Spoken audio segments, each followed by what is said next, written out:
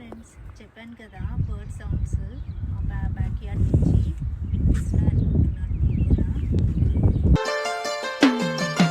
మనసులో భయాలన్నీ మరిచిపో, మగతలో మరో లోకం తెరుచుకో.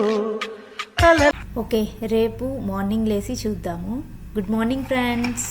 సో ఈరోజు మార్నింగ్ ఎర్లీగా లేచి నేను ఇంకా టీ పెట్టుకొని బర్డ్స్ని చెక్ చేద్దాము అసలు వచ్చి తిన్నాయా లేదా అని చెప్పి చూశాను. చూస్తే ఆల్రెడీ హాఫ్ కంప్లీట్ చేసేసాయి. చాలా మంచిగా అనిపించింది.